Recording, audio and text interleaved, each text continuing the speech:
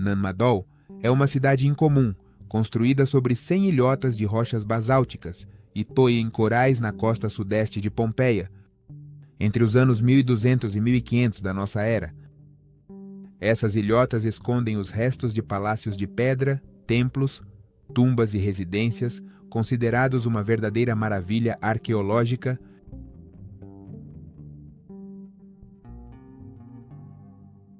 A enorme escala das construções, sua complexidade técnica e a concentração de monumentos megalíticos indicam práticas sociais e religiosas complexas daquela época. No entanto, Nanmadol não revela seus segredos e às vezes pune severamente aqueles que tentam desvendá-los. A antiga cidade de Nanmadol faz parte do estado insular da Micronésia, localizado no noroeste da Oceania, que inclui cerca de 100 ilhotas artificiais conectadas por canais. Devido a essa rede de canais, é conhecida como a Veneza do Pacífico. Há cerca de 500 anos, os habitantes de Nanmadol eram a primeira dinastia da família real dos Saudelers, e ainda se conserva sua tumba na ilha. No entanto, não foram os primeiros habitantes deste lugar. A cidade foi fundada muito antes de seu assentamento e foi construída com enormes estruturas megalíticas, cuja origem ainda não foi decifrada. Os canais e as muralhas da cidade de Nanmadol foram construídos com pedras basálticas em forma de troncos, um tipo de rocha vulcânica que não existia na ilha. Nas áreas mais distantes de Pompeia, encontram-se depósitos naturais de basalto colunar, onde a lava vulcânica esfria formando colunas verticais, mas o fato de que essas pedras foram transportadas para as pequenas ilhotas através de tantas milhas é impossível de explicar com os conhecimentos atuais. O peso médio de cada pedra é de 5 toneladas, e algumas pesam até 25 toneladas. Esses gigantescos troncos foram empilhados horizontalmente, formando uma espécie de cabana de troncos com paredes de até 5 metros de altura e 5 metros de espessura. Essas pedras são tão pesadas que não poderiam ter sido movidas para as ilhotas sem o uso de tecnologias avançadas. No entanto, tal tecnologia não foi encontrada na ilha. No passado, sugeriu-se que as pedras eram transportadas por meio de balsas de bambu, flutuando sobre a água. No entanto, em 1995, durante as filmagens de um documentário para o canal Discovery, todos os esforços para transportar pedras foram bem-sucedidos. De mais de 1 tonelada por meio desse método falharam. O nome da antiga construção de Nanmadol se traduz como Entre os Espaços, o que reflete sua história, já que às vezes parece que esta cidade está em um espaço especial situado entre a realidade e os mitos. Muitas coisas relacionadas a esta cidade ainda não podem ser explicadas pelos cientistas, mas os antigos mitos e lendas que a cercam oferecem explicações fáceis. Uma das lendas afirma que esta cidade foi construída com magia. Os habitantes locais transmitem histórias de geração em geração sobre como esta cidade foi construída. Não sabem quem a construiu, mas segundo a lenda, as pedras se levantavam sozinhas de Pompeia e se moviam no espaço, como se fossem guiadas pelas mãos dos fantasmas. Desde então, os moradores locais o chamam de Nanmadol, a cidade dos fantasmas.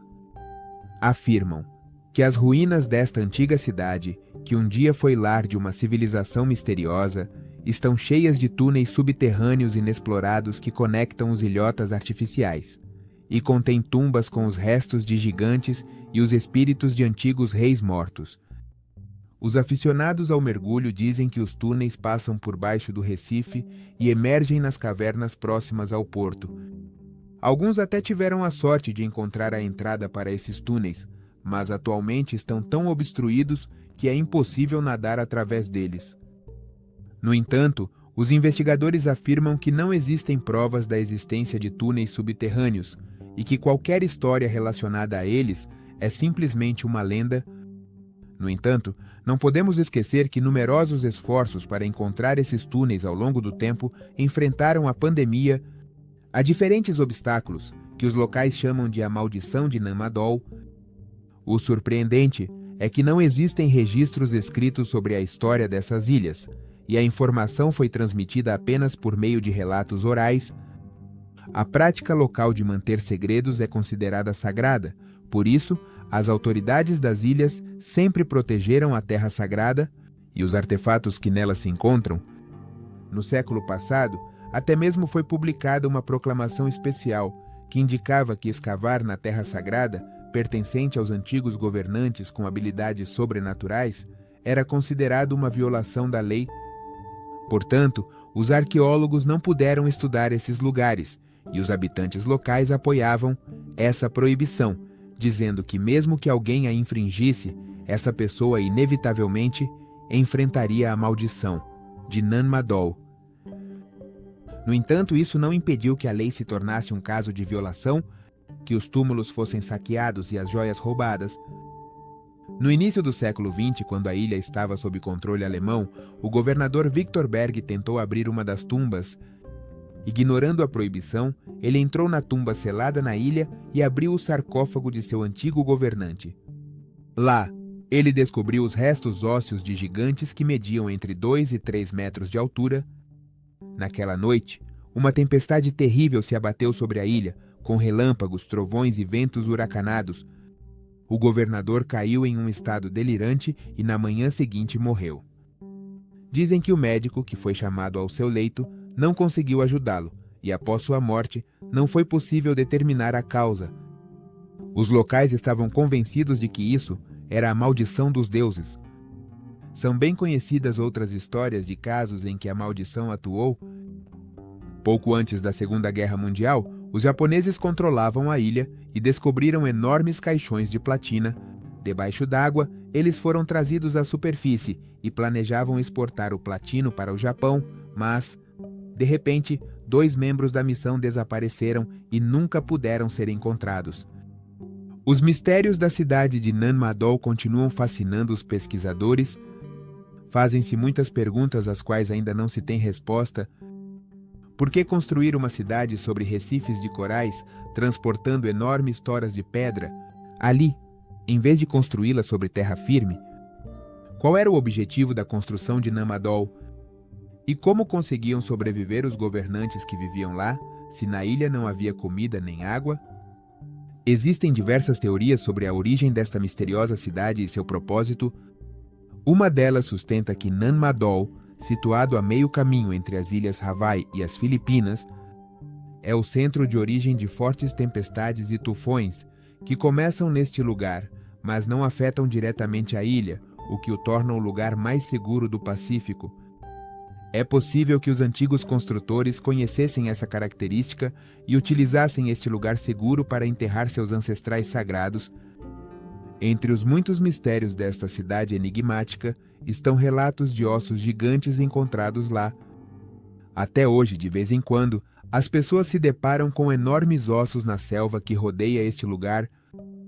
Os mergulhadores japoneses relataram ter encontrado ossos grandes, semelhantes aos humanos. Isso significa que, em tempos antigos, existiu uma civilização avançada de gigantes que escolheu esta ilha isolada como seu lar e construiu lá a cidade de Nan-Madol. O mistério também reside no platina, que os ocupantes japoneses descobriram no início do século XX e que até pensaram em exportar para o Japão. Mas as ilhas de Pompeia e seus arredores não contêm vestígios de platina.